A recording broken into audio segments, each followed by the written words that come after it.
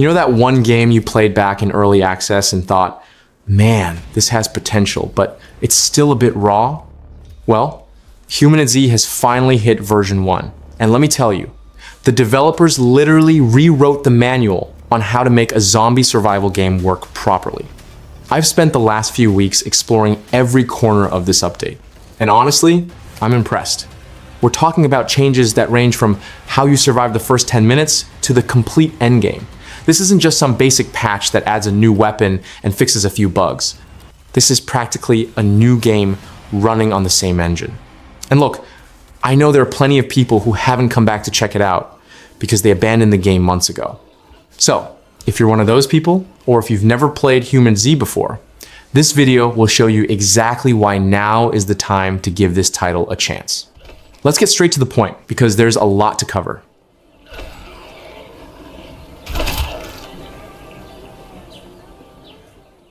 This character change was one I felt even before reading the patch notes. I looked at my character, saw options for body, face, clothing, and so on, and thought, wow, now I'm actually shaping who I am in this world, not just picking a pre-made character. Those old skins that look like they just put clothes over the same generic base have given way to a much more vivid look with thin, normal, and heavy body types that change how the character moves, screen reaction time, and even my relationship with the character. This makes all the difference when you spend hours in this shitty zombie world. You want to identify with someone who looks real, not just some random doll. Details like hairstyles, beards, and tattoos are where the game gains personality for me. It's not just about looking good for the sake of it. It's about feeling like each character has their own story, even without explicit writing. Starting with different clothes already changes the beginning of the game. You don't start out looking like everyone else. You arrive with a look that matches the type of character you intend to be, the clean and prepared survivor, the scarred total chaos, the ex-military covered in battle tattoos. This directly affects immersion and playstyle because you start behaving according to the character you created. The part that most intrigued me was the profession skills combined with the multi-class system. Before, you chose a path and were stuck. Now, having multiple classes up to level 60 opens up a huge range of possibilities. Each profession brings a specific mechanic, like resource management, combat skills, or even rescuing other players, which gives level ups a much deeper purpose. It's not just getting more health, it's choosing what kind of specialist you want to become in the middle of the chaos. And that makes the grind feel more intentional. And the great charm is that the multi-class system allows you to be a bit of everything without becoming a generic jack of all trades. It's totally possible to put together creative builds, like a medic who also fights with a chainsaw, or a cook who knows way too much about bombs. I've already tested a few combinations, and it completely changed how I face certain situations. Instead of thinking, I'll just survive, you think, what skill set did I bring to this terrible night?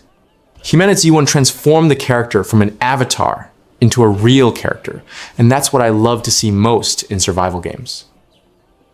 For me, this change to the infection system in HumanitZ is one of those things you feel immediately during your first zombie encounter. It moved away from, will the game decide my fate on a dice roll, to a clear reading of risk. The 0% to 100% meter on the HUD transforms every hit into a conscious decision because now I know exactly how much trouble I'm buying into when I take a hit to finish looting or try to hold a door for just 5 more seconds. And the detail that changes the whole rhythm is the bite, which instantly chunks 50%. This adds massive weight to a major screw-up and makes combat tense in the right way. It's not just about losing health, it's about doing the math. Taking a silly hit starts pushing the bar, but a bite becomes an immediate mental alarm, like, okay, now one more wrong move puts me on death row. I love this because it pushes the game more toward true survival and less toward a lottery. What really gets me is the penalty at 100%. You die and lose all accumulated XP. This completely changes how I approach progression, because XP is no longer just something I'll get back later. It becomes an asset. Suddenly, I stop playing the hero in unnecessary situations, think twice before entering a cramped house with no escape route, and start valuing getting back to base alive, much more than coming back full of gear, but reset to zero experience. And then come the two tools that keep the system fair: armor and craftable inhibitors. Armor stops being just a nice bonus and becomes a direct investment in your life expectancy, as every hit avoided or weakened is infection that doesn't rise. As for the inhibitors, they give me a great sense of planning. It's not a magic cure, it's damage control over time that hold the line while I get back to safety feeling. In the end, this revolution removes cheap randomness and introduces strategic tension, which, for me, is the best way to make a zombie apocalypse scarier and more addictive at the same time. You know when you go back to a game after a while and it feels like you're on familiar ground, but everything is strangely different? The new HumanitZ map in version 1 gave me exactly that feeling, but in a very positive way. It's not just that the world got bigger, it got more interesting. Those empty areas that used to just be places where we wasted gas going from point A to point B now have personality. Seeing places like the bank, the school, and the museum amidst the wreckage gives the game a visual narrative it was missing before. You walk through Hudson and feel that it was once a living city, not just a bunch of generic hitboxes scattered on flat terrain. What I found brilliant was how they took the concept of destroyed and took it seriously. The old map had its moments, but now the destruction seems to tell a story. Exploring has become a reward in itself, because every corner of this new city or the new points of interest seems to hide something useful or dangerous. I found myself stopping just to look at the scenery, which in a zombie survival game is usually asking for death, but the immersion has increased so much that it's worth the risk. The sense of scale has shifted, and the density of detail makes looting feel less robotic and more like a treasure hunt in actual ruins. Now, the real game changer for me was the treatment they gave the North Island. Turning that area into actual endgame content was a brilliant design move. Before, we reached a point where the challenge stagnated, but now, placing a physical and environmental barrier, the need for a full hazmat suit for toxic zones, creates a very clear long-term goal. You can't just run there at the start of the game thinking you're Rambo. The game forces you to prepare and respect the progression. This creates a delicious tension. You know the loot on the North Island must be insane, but you also know that one mistake in managing your suit or mask means game over. This structure of risk and reward, based on geography, gives a purpose to the grind. I spent hours just preparing for this expedition, and when I finally stepped into the toxic zone, the oppressive atmosphere made every minute of preparation worth it. This is how you make an open world map. It's not just about size, it's about giving us reasons to want to see what's on the other side of the fence. This total overhaul of skills and professions in HumanitZ 1 gave me the feeling that the game has finally stopped being pick any perk and be happy, and turned into a survival RPG with commitment. I like it when a system forces me to think before clicking, and the trees locked by prerequisites do exactly that.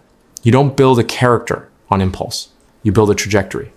And honestly, this makes every level up more valuable, because it's not just a number going up, it's a choice that closes and opens doors.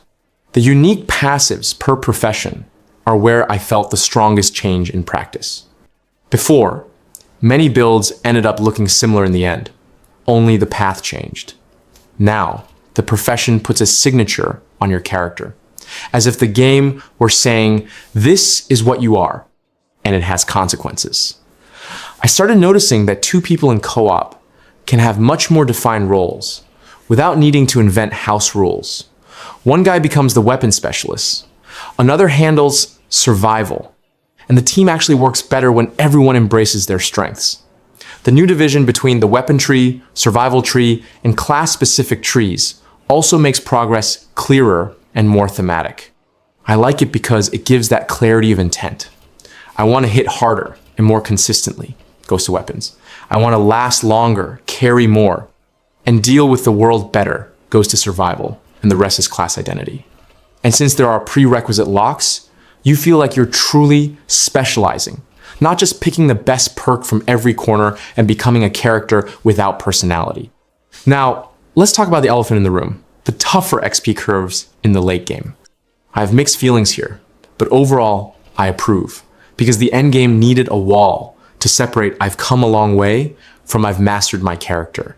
It gets harder, yes, and that might hurt for those who like fast progress. But at the same time, it adds longevity and makes high levels more respectable. To me, this change makes HumanitZ 1 feel less arcadey and more like a serious survival game, where every point invested is a bet on your playstyle. This change to the firearm system was one of those you feel with the very first shot.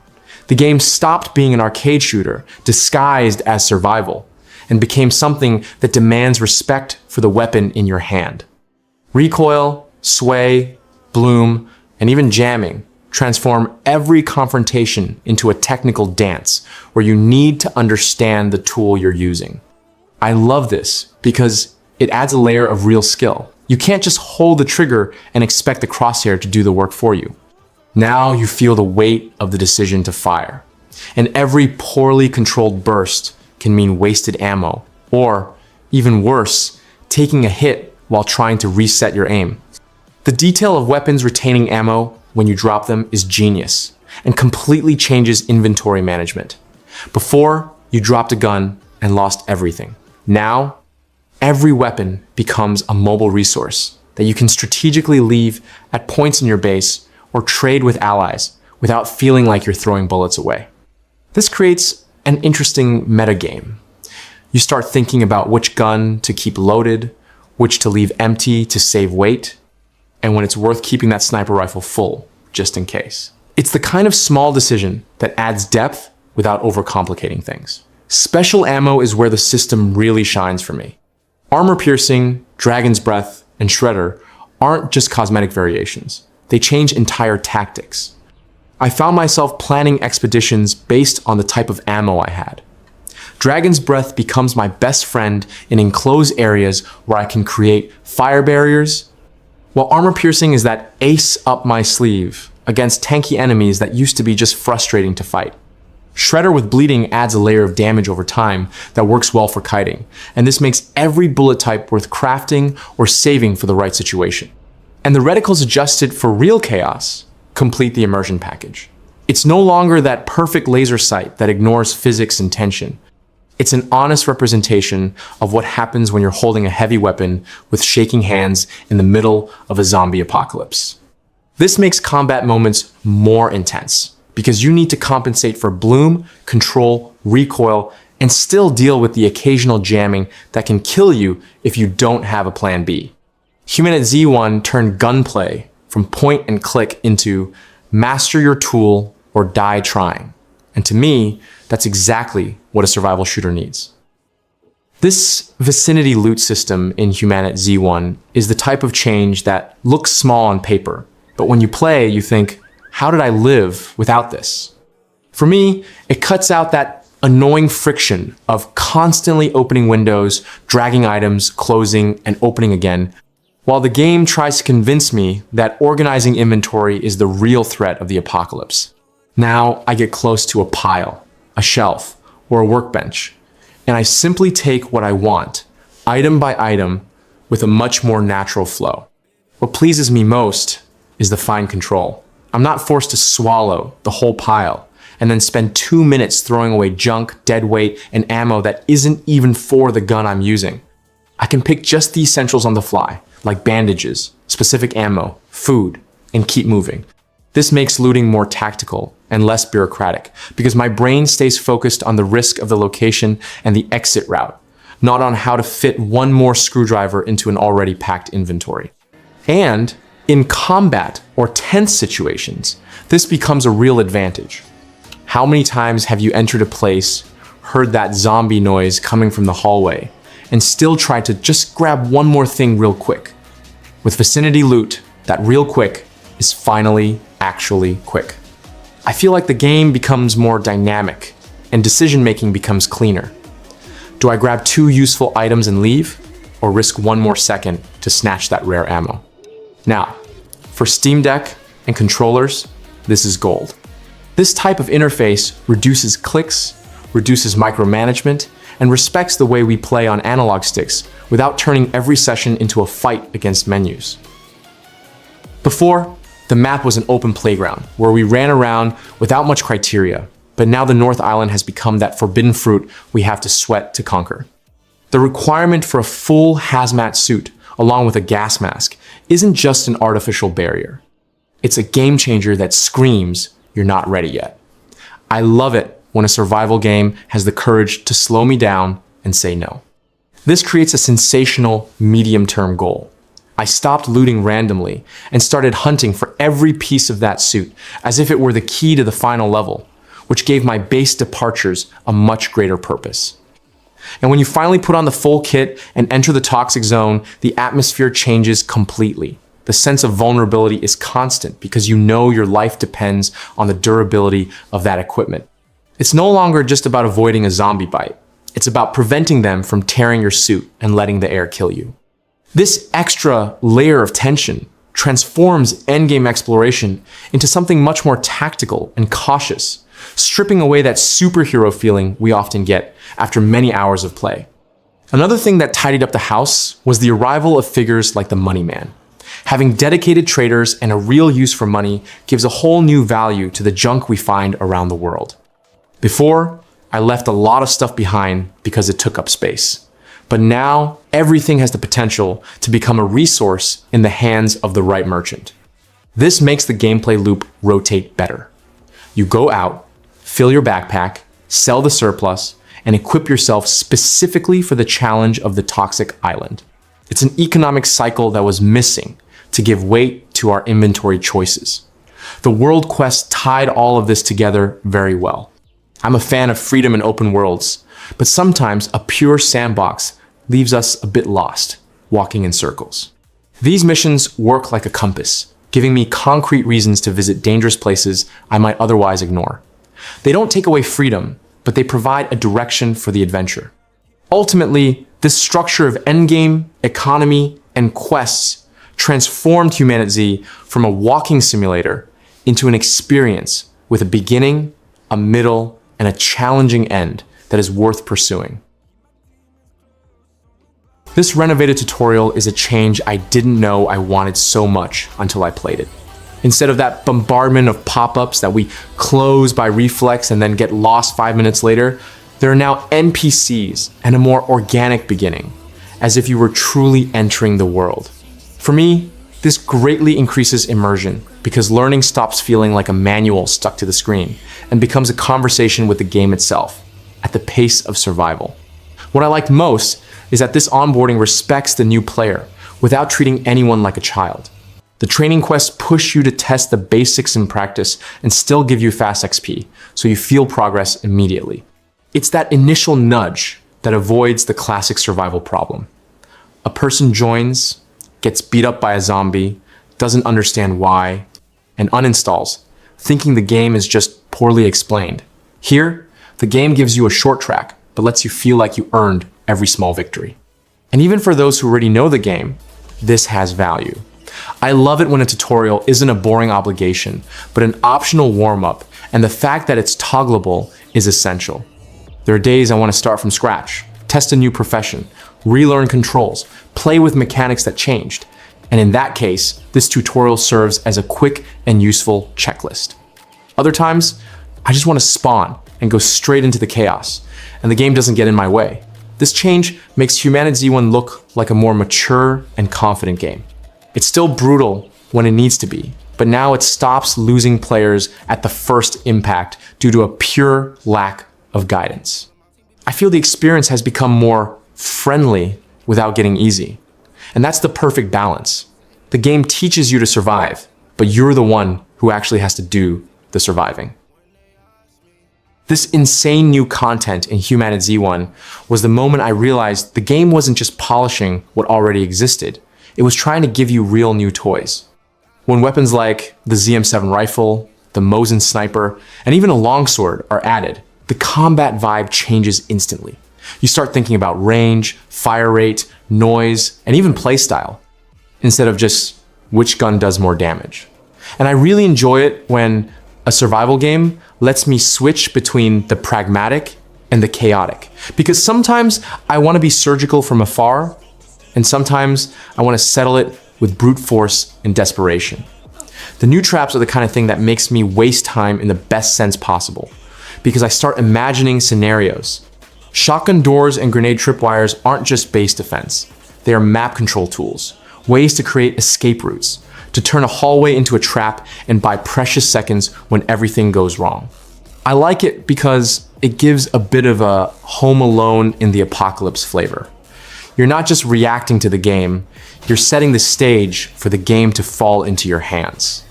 And when it works, the feeling of being smart outweighs even the feeling of power.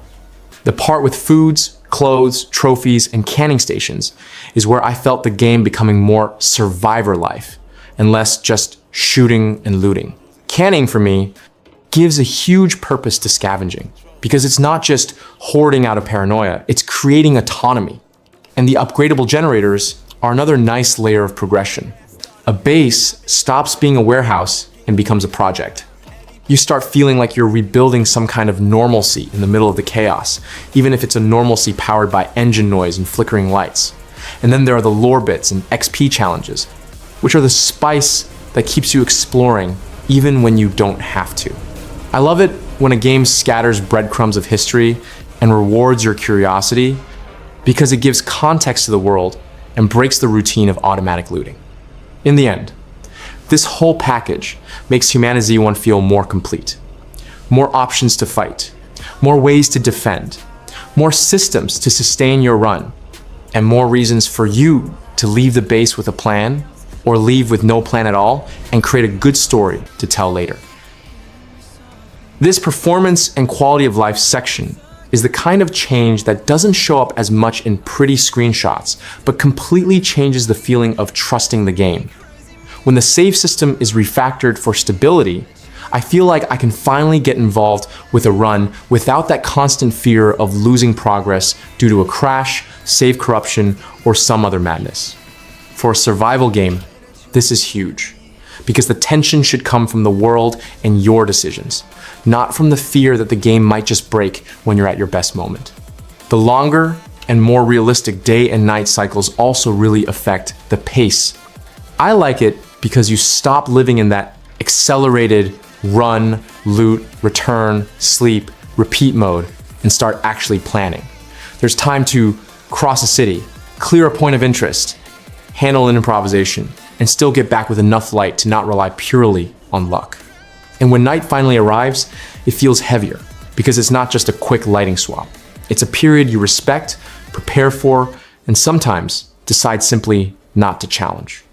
The balancing of zombie and bandit AI is, for me, where the game shows maturity. Nothing kills the vibe faster than an enemy that's too dumb to be a threat or too smart to the point of feeling unfair. When they adjust this, combat becomes more consistent. You learn patterns, understand mistakes, and feel that you improved through merit. And the detail of vehicles sinking in water is that reality check that changes behavior instantly. I stopped treating rivers and lakes as free shortcuts and started respecting the map, because now messing up a crossing can turn into a real loss. And online, the reinforced anti-cheat, along with fixes for exploits and duping, is basically clearing the ground for serious players.